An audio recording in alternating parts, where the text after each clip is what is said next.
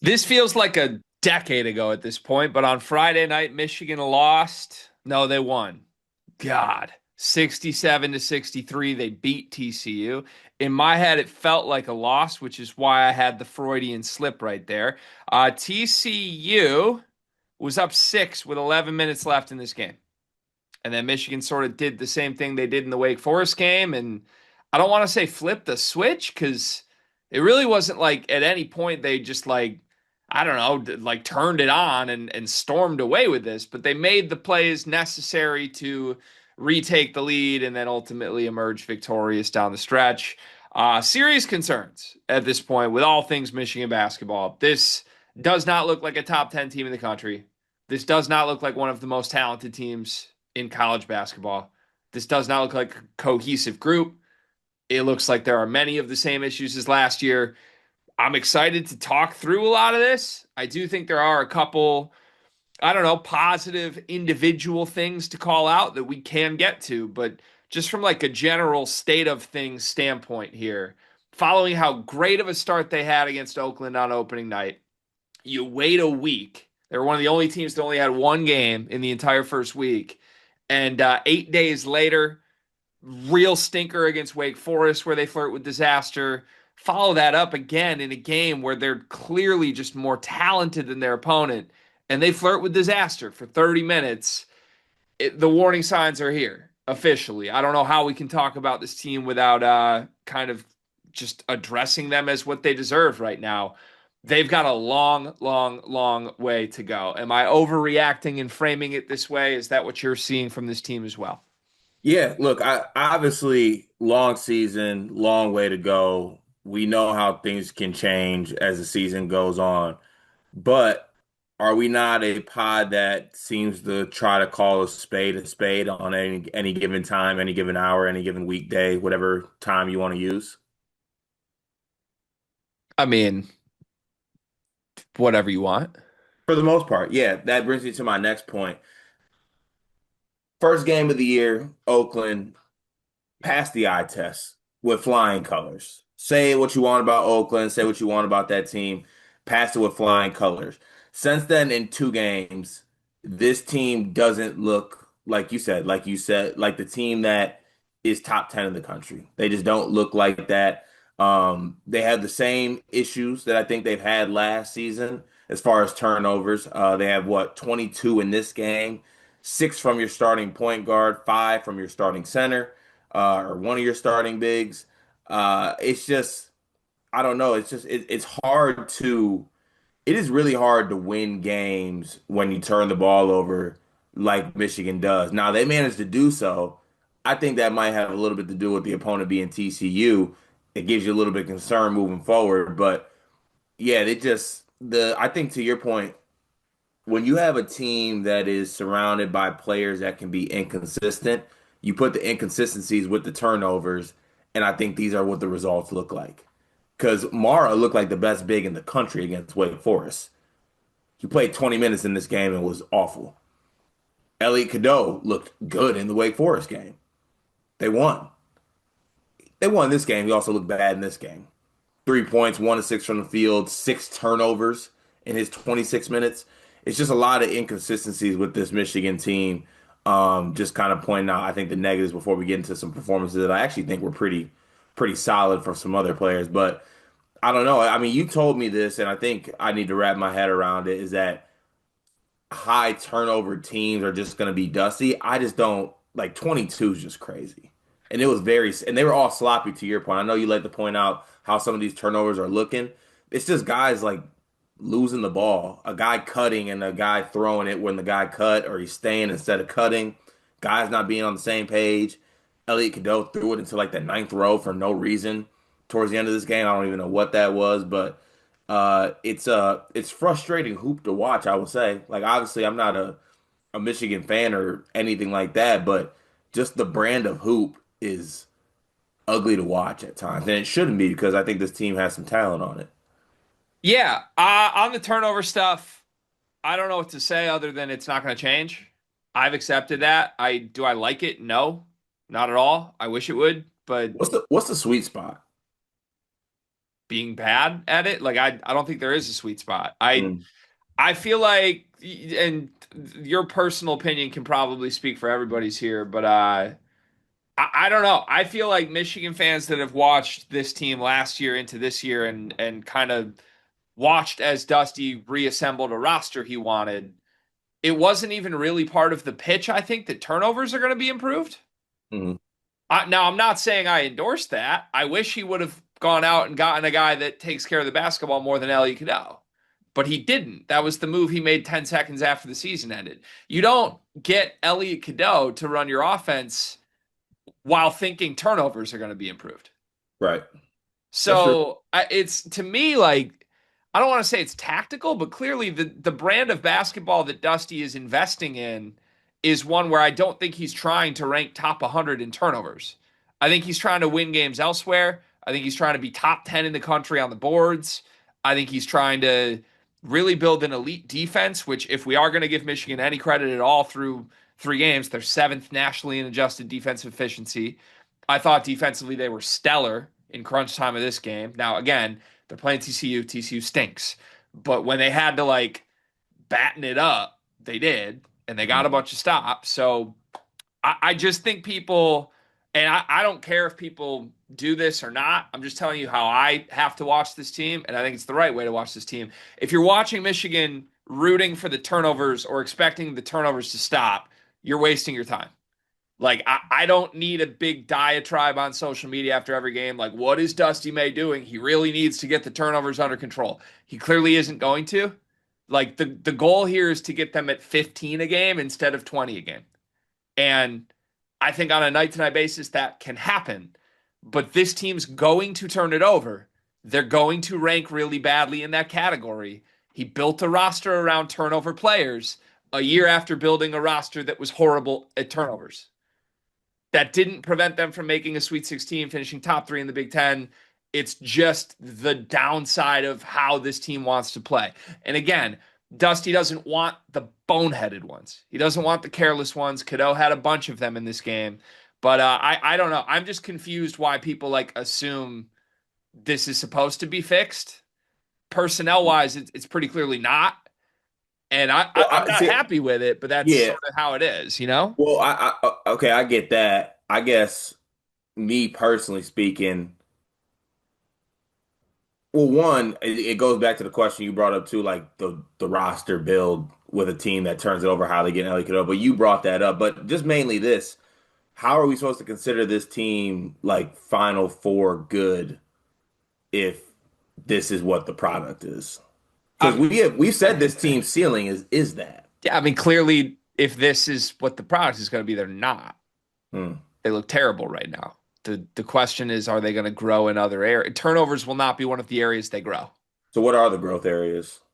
Be a lot better offensively in other ways. I think in general, this team has left a lot out there at the rim. In this game specifically, they were 48% from 2 point range. Merez was 5 for 11. Mara only attempted 2 shots. Yaxel is again not he was good. We can talk Yaxel in depth here. I thought Yaxel was better, more engaged, but he's not great. Yaxel is not like the first team All American star I think he can be. So yeah, I think there are areas that Michigan can play a lot better, including turnovers. They can have 15 turnovers instead of 22 turnovers. That would help. But That's right. the goal is just be bad at turnovers, not be diabolical. And in this game, Hmm. it was diabolical. What they have in the Wake Forest game? Do you know off the top of your head? I can look it up for you. They had 17 against Wake Forest, which again is pretty terrible. But that's probably it's just once you get in the 20s, Yeah. And once then you get in the they had 8 against Oakland and looked unbelievable. So right. again, they're going to be bad. They're going to be like at best 250th on Ken Pound probably in turnovers this year. Hmm. I think they can do what they want to do if that is what it is. On this game, they did not. And to your point, it was largely Kadau. I mean, Mara too. Kadau and Mara had 11 turnovers combined between them. Um, God, they're frustrating. They're really frustrating. We can go right into that now if you want to, if we're leading with negatives. Who was more frustrating to you, Mara or Kadau? Equal, but Kadau was worse. Kadau Yeah. was a lot worse. Mara was also bad, but Kadau was worse. Kadau, it's hard because I wish that I just liked Kadau Hmm. so that I could come on here and be more like objective about it.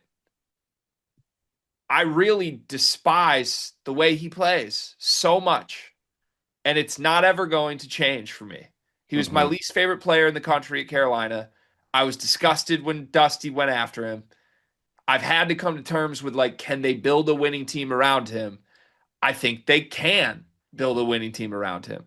I still am going to hate it. And I hate it even when he plays well. I hate the flopping. I hate the foul baiting. I hate the dirty plays, the hook and holds. I hate everything about the way he approaches the game of basketball. It's not going to change unless the way he plays basketball changes. You just aren't going to hear me come on here and be like, that was fun. I'll give him credit when he's good, but I just it's making this season so hard for me because I don't enjoy watching my team, and I don't think I will on a team that is built around that guy.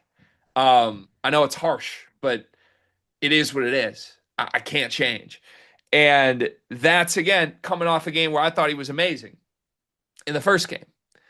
This was diabolically horrible. This was terrible. This is why Elliot Cadeau is who he is.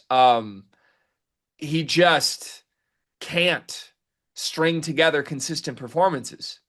Even when he does something good, the next possession he's equally likely to do something terrible. And sometimes in games, I feel like in his career, it's been on a possession by possession basis. The one thing I would say through his early start at Michigan, it's mostly either been he's amazing for a full game or he's terrible for a full game. In this game, he was not even like it's like his brain wasn't even present. He had a couple of these passes that were just catastrophic, terrible, throwing it into the third row. No, that Um, one into the third row. I looked at my wife when I was watching it, and I was just like, I was like, did you see that? yeah, Like that was one of the worst passes I've ever seen. and he just, I mean, offensively, he doesn't have anything if he's not creating shots for other guys. And in this Right. game, he was just creating turnovers. He wasn't creating shots for other guys. The one thing I would say, I do think you should give TCU a little bit of credit for the way they defended him. And I think you should also put a lot of the blame on Dusty here because Dusty kept screening. They kept running ball screen actions for Elliott, and I didn't think he needed them in this game. It was just bringing a bunch of bodies into him with the way TCU was guarding and kind of swarming, and I thought that led to some of the turnovers. Like they were almost forced based on the actions that Michigan was trying to run. When in reality, I thought Elliott could blow by his guy whenever he wanted. He didn't need a screen to do it. And if he was blowing by naturally, I think some of those driving lanes would be more open. Suddenly you're driving to kick and hopefully getting some guys some open shots. So look, it's a work in progress very clearly with all things offense right now for Michigan. They're still clearly figuring out how to use Yaxel. I think they are still figuring out how to balance and use Elliott and Mara. But to me, big thumbs down for Dusty and big thumbs down, obviously, for Elliott with their performances and the way they tried to approach using Elliott Cadell in this game. Yeah. So I think you shifting to Yaxel because I do think Yaxel was a lot better in this basketball game. Um, how do you feel about like I guess his usage and his volume? It's still 29 not, minutes, six attempts. yeah, it's still not where it could be. That's for sure. But I think I'm learning more about who Yaxel is after this week, and I don't want to present this as a good thing or say I love the answer, but I think what I'm discovering is he really I don't think can be a guy that you run everything through. Like it's not like his strength is running ball screen offense in the half court by himself. You know? Mhm. Like I don't think he's good at that. I don't even think he's like a like a half court isolation guy all that much. You can do it a little, but I largely think like most of what makes him special kind of comes in transition and kind of just comes like by using his physical gifts and overpowering people. And I do think whether he's at the three or the four, he can overpower people. But I think the thing they're working through right now is very much in the minutes he's playing with the two bigs, he is pushed to the perimeter a lot because you got to have somebody out there. You've usually got Merez in the dunker spot. You're using Mara around the free throw line. So just naturally, if you're going to play that lineup, you're going to have Yaxel on the perimeter. They did it less in this game. Like they started the super big lineup again, but then after just the first couple of minutes where they started, they really didn't play all that much together. And I do think Yaxel's more comfortable when he's just paired with one center instead of two. He gets more involved that way. He's able to just sort of naturally within the flow of it find spots in the paint to work. Um, but I do think kind of like the turnover stuff, there's an identity crisis or misunderstanding of what this team should be. I think if people are waiting for Yaxel to kind of like be the playmaker every possession for Michigan, they're going to be disappointed that that's not going to happen. They're still going to lean on Kadau and Mara to do that. They need to find ways for Yaxel to be the play finisher in the half court. And what I would say is this: it's a process. We are 1 year removed from Dusty May not knowing what Michigan's identity was last year in November. I mean, Vlad Golden and Danny Wolf looked nothing like Vlad Golden and Danny Wolf looked by February in November last year. You will remember, maybe you don't remember, but in the second game of the year last year, Michigan lost to Wake Forest. They were 31st on KenPom. They looked really bad for the first month of the season until things kind of progressed into what it looked like. I'm optimistic that can happen with Yaxel. I don't think there's going to be this big moment where Kadau and Mara wipe the bad parts of their game away. But I do think if there's one thing with this team that could happen, we could see a much better version of Yaxel as soon as like a couple weeks from now, once Dusty and him figure each other out a little more. We killed him. I killed him last game for just looking disengaged. I thought he was a disaster defensively. I thought he was floating and just pouting, honestly. And in this game, he didn't do that at all. He got a KenPom MVP. He played 29 minutes, tied for Michigan for the most minutes with Roddy Gale off the bench. But in 29 minutes, 14, 10, 4, and three blocks. Yeah. One Like, turnover. Didn't turn it over. and that's kind of the thing for me. And I totally understand it because I watched this game too. And Michigan was in a dogfight with a bad team. It felt like another quiet Yaxel game. And, I got people tagging me in the Discord like, this is one of the biggest overpays. Like, where's your boy? Is he going to show up? Like, dog, he had 14, 10, 4, and 3. Like, if that's a stinky, he's doing nothing performance, he's definitely worth the money. Like, he had a double-double with 4 assists and 3 blocks and was the only guy in Michigan that didn't turn it over. I was really happy with his performance. I thought he was very engaged. The winning plays in crunch time that Michigan made, to me, were largely Yaxel. He had a lot of big moments in the final 4 minutes to help put this game away. And I think he deserves credit for that. He is not where I expect him to go. He does not look like a first team All American right now. They are still not running enough through him. But if these are bad nights, like, he's one of the best players in the country. Yeah. And I mean, look, y'all can figure it out too. Y'all got a very figure it outable schedule. You know what I'm saying? Like you have Auburn.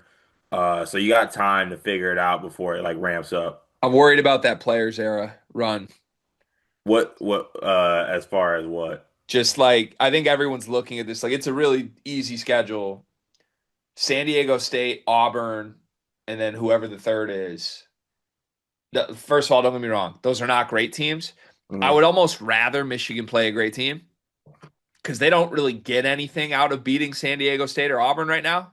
Right. All that can come from it is they lose, and everyone's like, wow, Michigan stinks. Like, Auburn might be something. yeah, San Diego State's even a spot ahead of Auburn right Yeah, now. no, those are For Ken I'm Palm. saying those are two solid good teams. A good team. Solid feels like a slight term. Those are two good teams. Yeah, but you get like they are. I think I agree they are good teams. They're not viewed publicly like good teams. Hmm. So it's a treacherous spot for Michigan, who is viewed as this like big name team and is playing like shit right now. Like I just would not be surprised unless things really improve in a week. I would not be surprised if they lose both those games. And then people are gonna come out of it like, wow, Michigan's terrible when they might be. I don't know. We have no idea yet. But I guess the point is I wish they had a different break in the players era. I wish they just got like UConn. Like give me a legitimately great team and see what we can do. If we get blown out, like okay, fine. But I'm pretty nervous about playing a bunch of Ken Palm 30 teams right now. I feel that. All right. So before we get to some positives from Michigan outside of Yaxel, There were positives. I was gonna ask. I don't know. Um, as far like you talk about how like turnovers aren't a concern just because that's what this team is gonna be Oh, they're a with the way. concern, Cart. I'm sorry. Don't get it twisted. They're a concern. It's But it's just like a concern you can't fix. people, it's like you're shooting. Hmm. Like if after every game, non-Michigan State fans were like, "Damn, Tom Izzo really needs to address the shooting. See, How could he do this after that's last the year?" crazy thing is I feel like people still do that. Yeah, it does, but does it drive you crazy? Because it drives me crazy. It's Yeah, like because it's not getting fixed. right. Well, it's honestly the same thing. I feel like we can relate to each other on this kind of this mold here.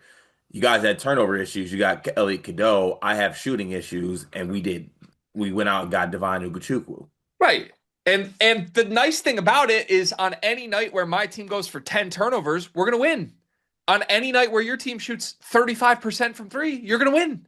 So like the bar is really low cuz there's other things the team does good. But yeah, I just feel like people don't have the right acceptance of what this team is. They're not trying to be great at turnovers. They didn't build this roster with that in mind. They're trying to be great at other things. They just want to limit the crazy ones, and they did not do that in this game. The crazy ones were everywhere. Okay, where are you at with the shooting? Volume and makes. I don't know, only 16 threes. Yeah, this is a bigger concern game shooting wise than last game. Yeah. And that sounds crazy, but last game they generated really good shots and missed them. This game they didn't generate good shots. And it's the first game in a while, even going back to last year, where I felt like the Dusty May offense wasn't working. That's really scary to me. Hmm. Um, I don't know what you do about it. Outside of Trey McKenna, who was good, we can talk about him. Only 10 attempts for the entire rest of the team from 3. Namari didn't attempt a 3 in this game. And it's to me, it's not that there aren't guys that can shoot. Like Hmm. most of this game, I thought there were 2 guys at least on the floor that are shooters. The offense just wasn't generating those shots at all. Like there was no like drive and kick to open guys whatsoever. And maybe that's a testament to TCU. TCU is like a high turnover forcing defense. I thought they did some really good things, but in general, I thought the bigs had no idea how to attack this defense. Mara was confused the whole game. Merez looks really uncomfortable. Really, other than Yaxel sort of just asserting himself physically, this offense did not do anything at a high level that it was designed to do. And ultimately, to me, that comes back to the guys it's being run through. It's being run through Kadau and Mara, who were both like F minus grades in this game. But I'm pretty concerned about it, Cart, because just from like a broad sense, I think this was one of the worst offensive performances from a Dusty May Michigan team I've seen, if It not was the worst. it was not hashtag not the goods. Yeah, and they end with 67 points. That's 0.96 points per possession. Um, just bad. They did not generate good shots in this game at all, and I'm filing it in the very concerning category, even more so concerning than the turnovers or anything else that's going on. And this is how this is how I see it with this Michigan team too. Um, if you're gonna have the issues you have, and I'm relating this to I'm honestly doing the Michigan State math here, not in comparing the teams, just like in the oh we do this well, you got to do that because the other stuff's not going to happen. Y'all got to be incredible from 2 point range if you're going to have the front court you have, and you got to be able to defend and rebound. You did defend, you did rebound. Could have been a lot better from inside the paint and in 2 point range. Yeah.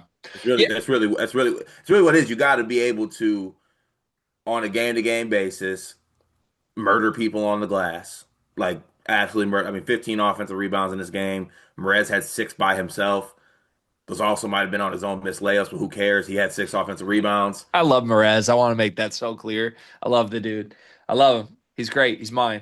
And He is yours. yeah, I love him. It's really ugly right now in all ways, but he's like the one thing on this team I love every second of. Yeah, so that's really what it comes down to. It's just kind of like you said. If this team does shoot and does limit a turnover here or there, yes, they can do it. But they got to be, I think, really good in the areas that they have the obvious advantage in. Yeah. 44 rebounds to 23. I think they did dominate TCU on the boards pretty clearly, objectively, based on the numbers. The thing I would add, I thought they could have been better there too. TCU is not good. TCU's not good, and eye test wise, I really felt like Michigan had some rebounds left out on the table here. It's hard to criticize because they literally out rebounded them by 20, but like on nights where nothing else is working, at minimum, this is what you go back to. That's how Michigan needs to win games. They Right. need to be the most physically dominant front court in the sport. In a game that has a front court that I think is asking to be physically dominated. Like Xavier Edmonds is 6'7". Yeah. But also, like, I mean, I don't know. Wake doesn't have a good front court either. They're small. And this was also what Michigan did to them, Hmm. right? So, like, I think at minimum, I don't know. I kind of phrased it prior, even in the middle of the Wake Forest game. I phrased it as Michigan's floor is just so high. Hmm. Like, they can play like shit offensively, and still the floor is going to be really high because of how much talent they have, how big they are, how physical they are. I still, in general, feel that way. It's just like in my head, a high floor was like, oh, we'll win these games by 10. They didn't, but they won them, right? Like I'm coming out Right. of this week, Cart, feeling like we should have lost twice. They played like dog shit twice. And instead, they're 3-0, I think, because of how big and how talented they are. And that is like, I think my premise is right. The floor is pretty high. If they can turn the ball over this much, the offense can be this bad, not even generate good looks, and the good looks they do generate, miss them all, not even make your shots at the rim, and you still got a road win, like against a high major opponent who, yes, TCU sucks, but like, I don't know, they were 7-point favorites. Michigan played like shit. It wouldn't have been that crazy if they lost this game. And I'm trying to be optimistic by just saying I think the floor is very high. Michigan's playing to the floor right now, and Hmm. somehow they're 3-0. I don't think it can get much worse from what we saw this week. Yeah. Is it leaning towards being like last year as far as like games just go one way or the other? Like they just always come down like the last 4 minutes? Yeah, good question. What do you think? Not really in my head, because I consider this year's team to be more talented than last year's team.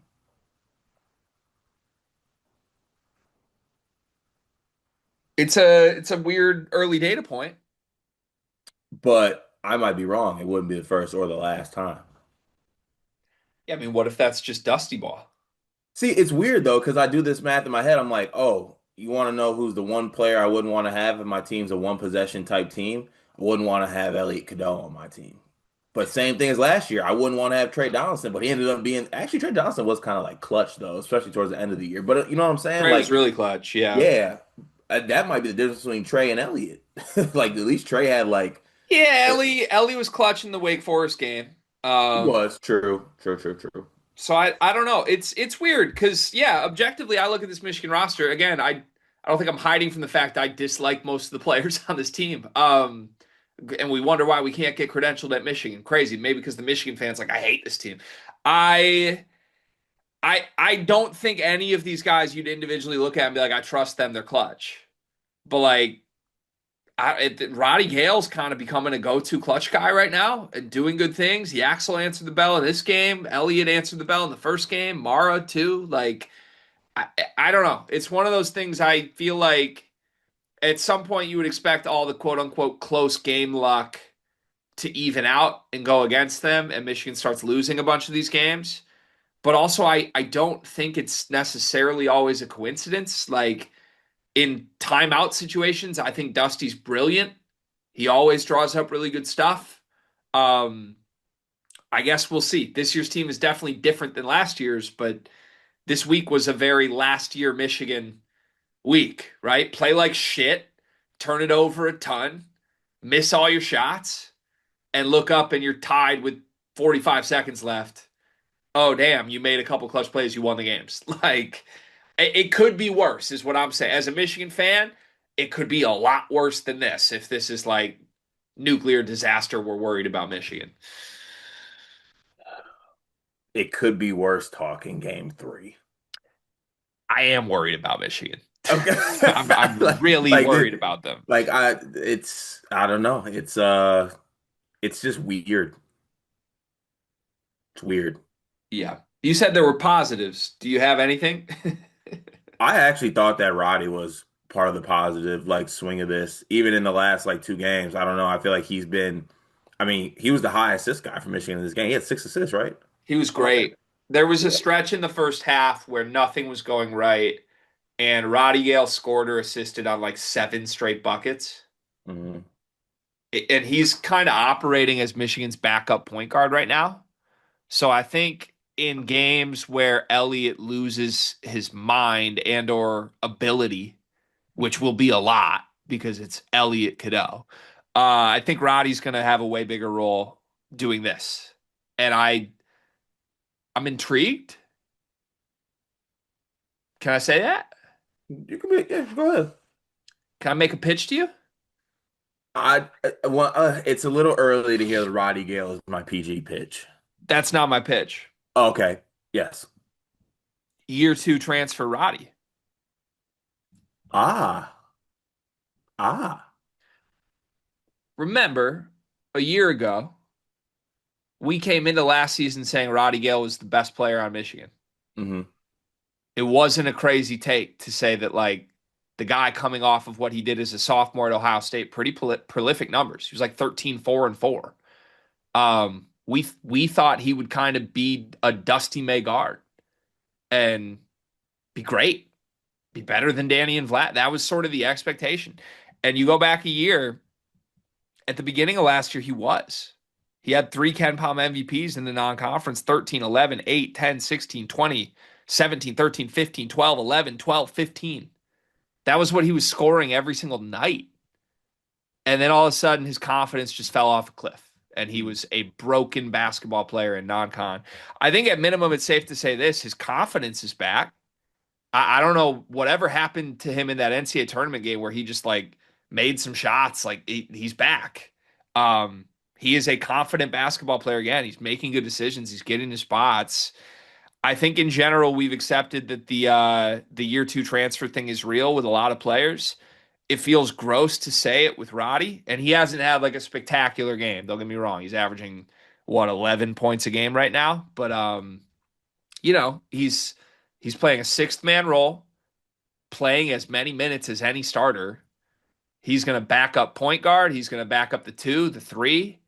And if there's one thing right now through three games, I feel like is the constant identity of Michigan, it's been Roddy. And I don't know if that means it might mean really bad things.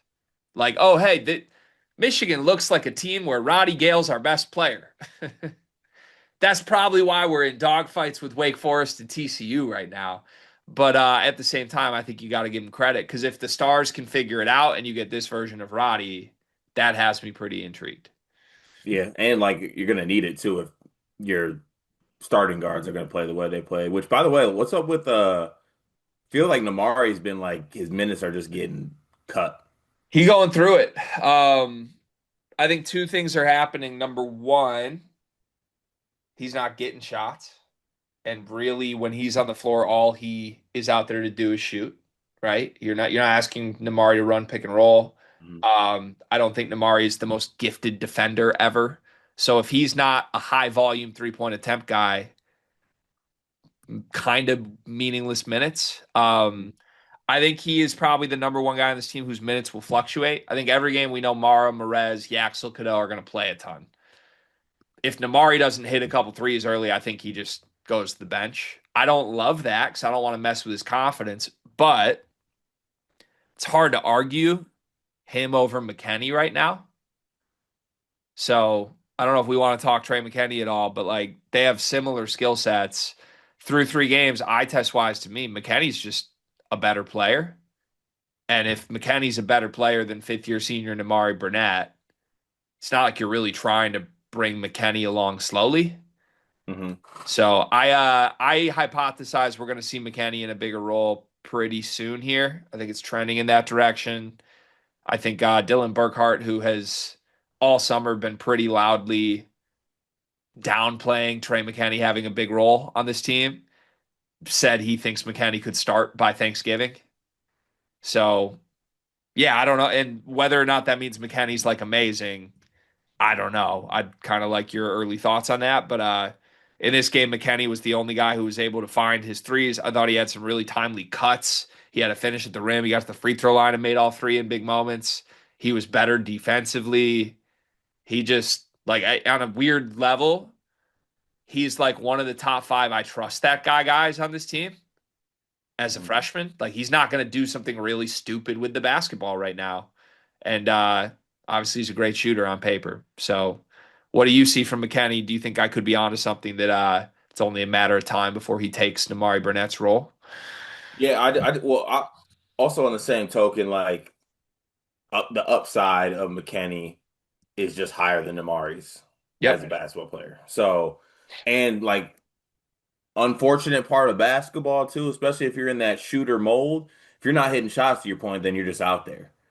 So, if McKenny's able to do more things than Amari's able to do, then you kind of I think that shift will eventually happen like that. In a perfect world, Kaysen would be a lot better. You could probably send him to be the point guard instead of Cadell, but that's not going to happen. I don't think that's a perfect world. You know, I'm a Kaysen guy. I like Kaysen, but I'm rooting for Elliot Cadeau to be really good more than I'm rooting for LJ Kaysen to like snap his fingers and turn into a butterfly. Like what? Like I can't we at this point kind of just be like he's LJ Kaysen? But that's our LJ. I love LJ. I like him, but he's like I don't know. Like we didn't come into this season with Dusty penciling him in for like a starting role.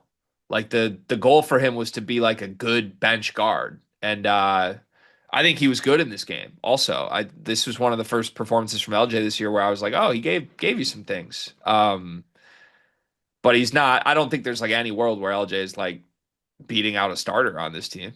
To me, like him and McKenny are in very different buckets. McKenny is like, wow, we might have something here, and LJ is a bench guard, So what is this team?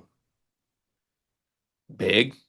Just is this team is is 2025, 2026 Michigan the Carter Elliott of Big Ten basketball? I think they're what I thought Illinois would be, and Illinois is what I hoped Michigan would be. Uh-huh. Well, that works out for you then. Yeah, I've got to flip. Yeah, you got a little side piece to enjoy it and champagne, you know what I'm saying? Check in every now and then come back and come to your your unhappy home with Elliot Godot. Yeah, can I this is probably homery, but can I homer for a second?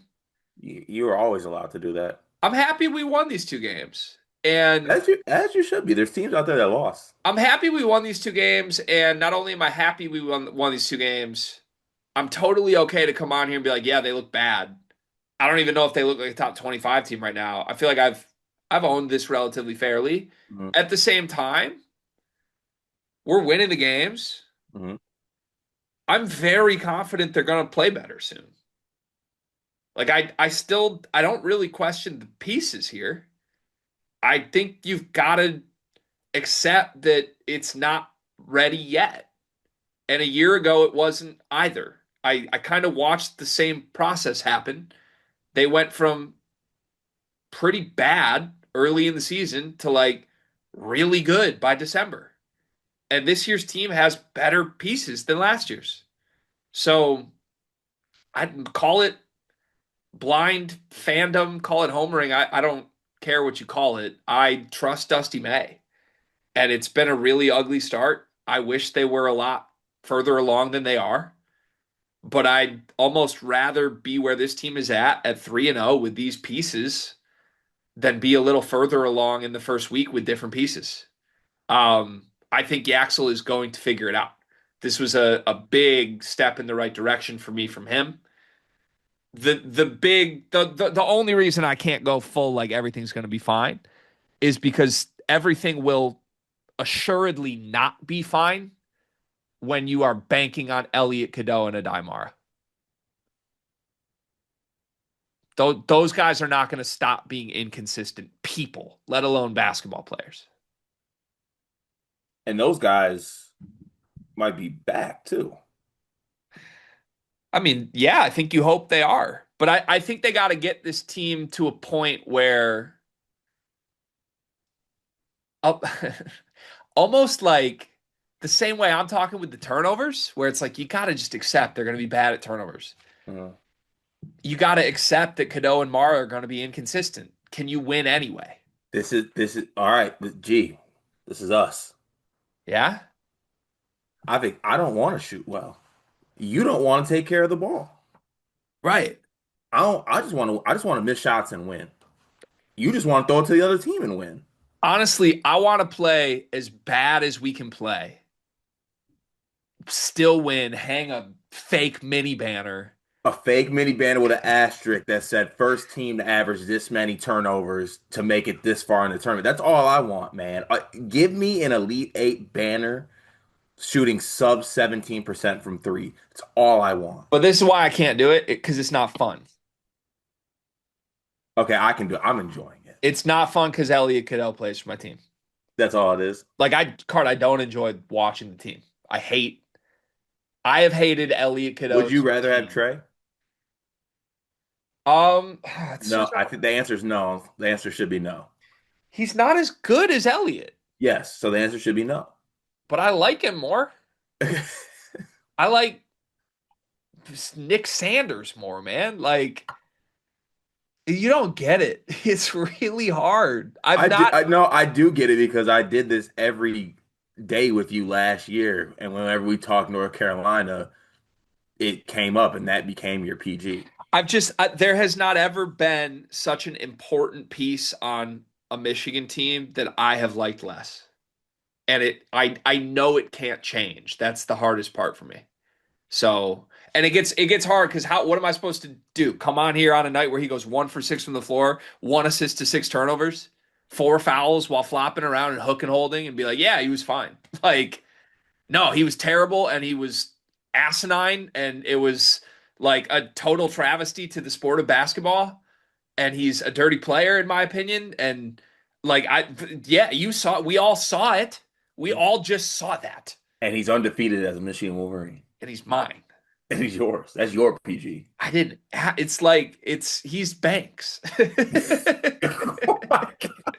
I like. That's mine now. You know I could just gotta live with it. that demon's mine, and I'm sorry. You gotta have this recap.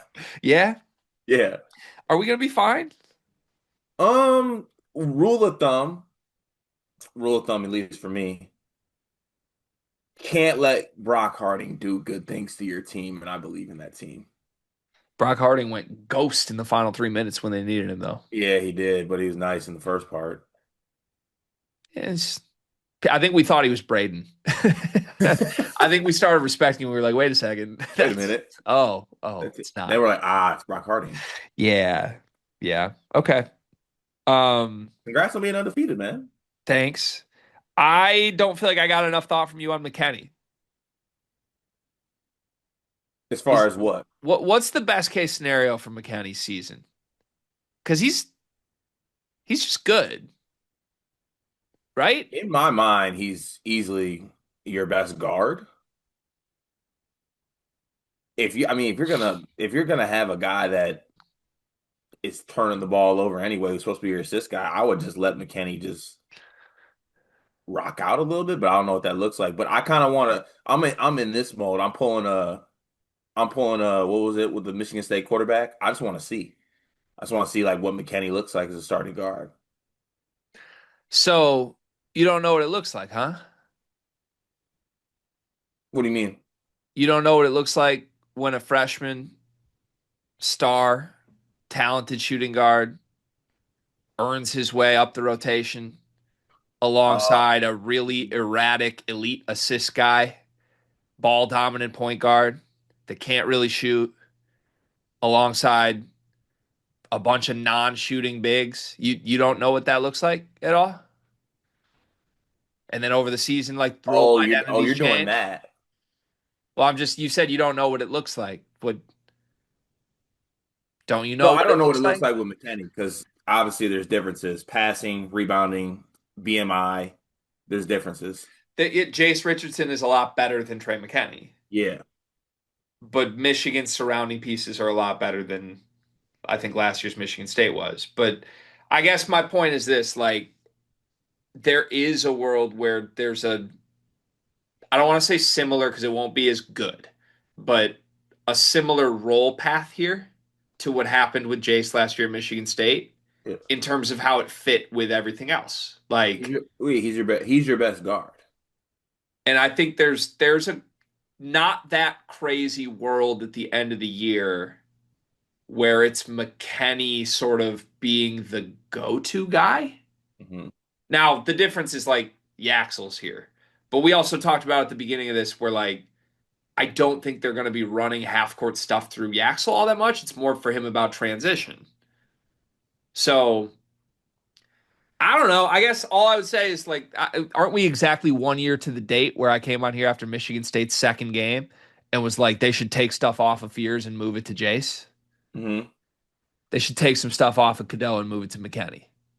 That's that's where I'm at. And I think McKenny is it's nice because McKenny works with Gale. So you could, in theory, when Kadau really loses his mind, go McKenny, Burnett, Gale, and you've got shooting and what you need.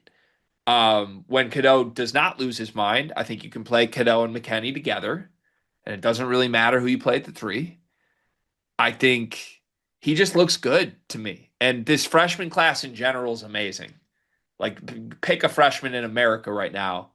Even your guy, Cam Ward, looks ahead of schedule. Like, Kingston Fleming's is as good as Milos Uzan. Like, every single guy in this class that's playing looks great. Hmm. So I don't think it's that crazy to think McKenny should just like play 30 minutes and have a lot more shots on this team and see what happens. Again, he's been in the closing crunch time lineups in all games. They put him in the final four against Wake. They put him in the final four against TCU. And against TCU, he delivered, I thought, pretty big time. So I would hashtag monitor this because if they do lean into McKenny and McKenny's just great, that's at least like a minor ceiling raiser, right? A little bit. Yeah. I believe you just don't know. Just don't know. Don't know Like it what. could it could go one way or the other. Like it could look good, it could look bad.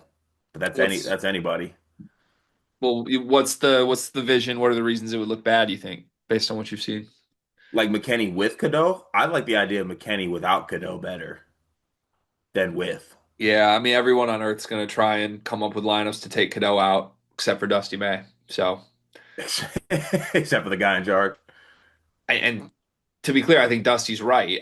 This season is about getting Kadau to be good, not winning without Kadau. They didn't bring Elliot Kadau here to not play through him. I wish they didn't bring him here, but with your But after what like he did against Wake. right. But you're saying with Kadau and McKenny and then pairing with whatever three you want or whatever is out there, but you like actually play through McKenny. Yeah, or just I don't know. Like we haven't really seen McKenny like operate ball screens yet, and I don't know if you want him to. We did talk about how in the Oakland game, right? where he Hmm. went nuclear. He hit six threes. A lot of his minutes did come with the ball in his hands. So, prep levels, he was a guy that was a volume scorer, comfortable, give him the ball, get out of his way. Hmm. Dusty's going to be more nuanced than that. But outside of like the open jumpers he's missed short, which by the way, he's shooting 44% from three through 3 games. Hmm. And like when I test him, he's missing all his wide open jumpers. Well, it's because it's that Oakland game. He went stupid. Yeah, but that was a real game. Was it? I'm starting to consider that a fake game. Yeah, if we want to throw out the Oakland game, then this team stinks. So we can do that, I guess. But that was a real game, and they did put up 121. That was fun. They set a per possession record in Michigan history for offense. So You were glowing, Gregory.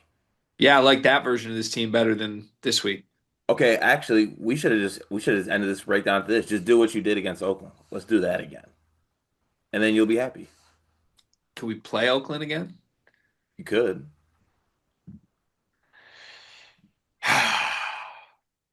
I just wanted last thing here, as far as like red button. I hate my life.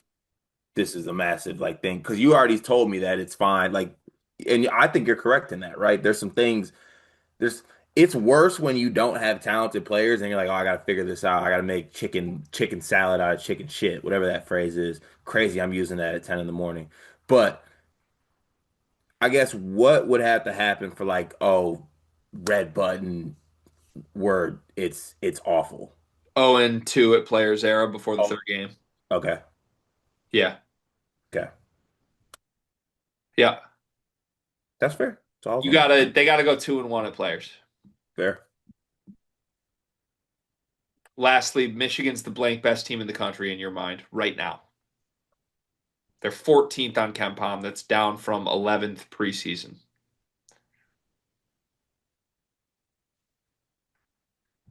What does Torvik have them at? Torvik's been higher on them. Hold on. Like 25th, 26th? Torvik has them fourth. Shit. Kartvik has them 26th. Yeah. What's Greg Vick having? It's been gross. This week was really gross. I think the Oakland thing also happened. Hmm. Call me a homer if you want, but I'm not ready to just be like that wasn't real at all. That was a pretty amazing performance. I think they should be 1-2 right now, and they're 3-0. I'll put them 19th in the country right now. 19th. That's 19th fair. in the country right now. That's fair. Makes sense. 26th, huh? Yeah. Where you got Michigan State right now? Michigan State. Yeah. Hmm. 37th. Okay. These two teams play right now. Who wins? I think Michigan State wins. Okay, so that tells me the important part. You're not afraid of this group at all. Well, in my head, the thing Michigan State actually does well is score in transition. And if you're going to throw it to us 25 times, I think we can score in transition a lot. Yeah, for sure. That's really what it would be. Yeah, you shouldn't be afraid of this team at all right now, in a genuine thing. So, okay, all right. Congrats to me. Undefeated. Well, some are saying this podcast might never lose. 2025 Horned Frog Invitational champion. Let's go. Let's Was go. there a decal? No, The Frankie Collins Bowl. no, but they did give me a ring, so this was cool. Shout out to Brock Harding, Jamie Dixon. Appreciate you.